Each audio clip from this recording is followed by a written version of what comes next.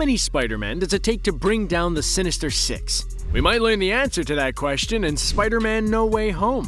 It seems like every Spider-Man known to man is gonna be in the film, with Tom Holland, Tobey Maguire, and Andrew Garfield all reportedly set to make an appearance. There are even rumors on top of rumors about who we'll see making up the Sinister Six in our favorite web-slinger's third MCU movie. So, who exactly will be making up both sides of this battle? You may be surprised about how I think everything's gonna go down. We've technically seen 4 different Spider-Men on the big screen over the last 2 decades, if you count Miles Morales. We've never seen a live-action version of Miles Morales, but we know he exists in the MCU because of a deleted scene in Homecoming where we hear Aaron Davis call someone Miles on the phone. Yeah, sorry, Miles, I'm not gonna make it. That being said, I don't really expect to see Miles Morales in No Way Home. I wouldn't be shocked to see him in the movie, but all rumors are pointing to the 3 Spider-Men we've already seen in live-action movies appearing in No Way Home. So how exactly will Tobey Maguire's Spider-Man and Andrew Garfield's Spider-Man appear in the movie? Well, that would have to be through the Spider-Verse.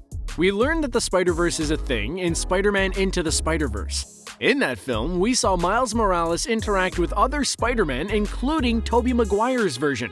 If all these Spider-Men exist in different universes, then it's completely possible that some of them can make their way into the MCU. After Avengers Endgame, we learned that, similar to the Spider-Verse, the MCU is a multiverse with many different branching realities.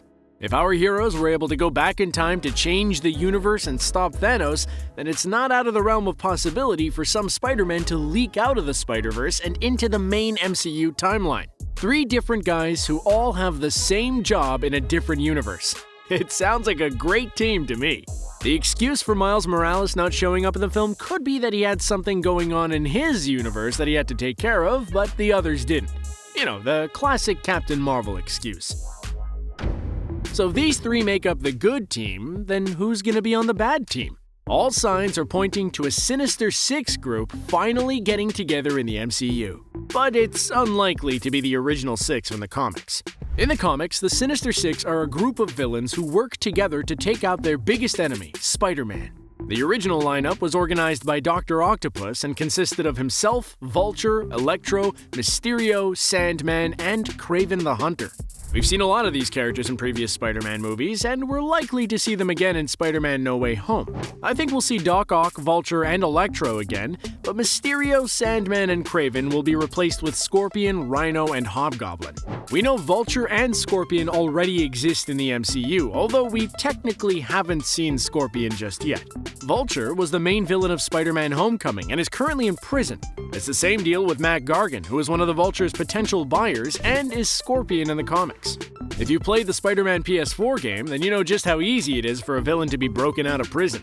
This same plot could take place at the beginning of No Way Home, freeing Vulture and Scorpion. As for Doctor Octopus, Electro, and Rhino, there are rumors that each of them will be recast to appear in the 3rd MCU Spider-Man film. This means that we might be seeing Alfred Molina's Doctor Octopus from the Raimiverse, as well as Jamie Foxx's Electro and Paul Giamatti's Rhino from the Amazing Spider-Man movies. But that leaves one spot open in the Sinister Six for the Hobgoblin. Ned Leeds is Peter Parker's best friend and has been helping Peter as his guy in the chair since learning that he was Spider-Man. In the comics, Ned eventually becomes the Hobgoblin, and I could see this happen in the MCU as well. The thing is, I don't expect Ned to just turn on Peter out of nowhere. It's more likely that an evil version of him from an alternate universe will infiltrate the main MCU timeline as the Hobgoblin.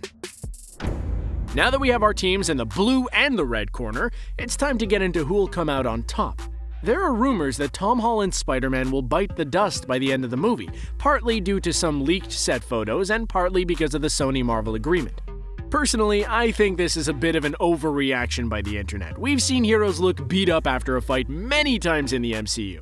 It doesn't mean that they're gonna lose their life. Of course, I fully expect the good guys to win the fight, but if the Sinister Six are going to take out any Spider-Man during the epic battle, it's likely going to be either Tobey Maguire or Andrew Garfield. That being said, if something does happen to Holland's web-slinger, then it opens the door for Miles Morales to become the new Spider-Man, assuming Sony and Marvel Studios will eventually work out a deal to make more Spider-Man films. Spider-Man No Way Home is shaping up to be one heck of a movie if all these rumors are true. I just hope Tom Holland's Spider-Man survives because the dude is my favorite Spider-Man. I already lost him in Infinity War for a whole year. I'm not ready to lose him again.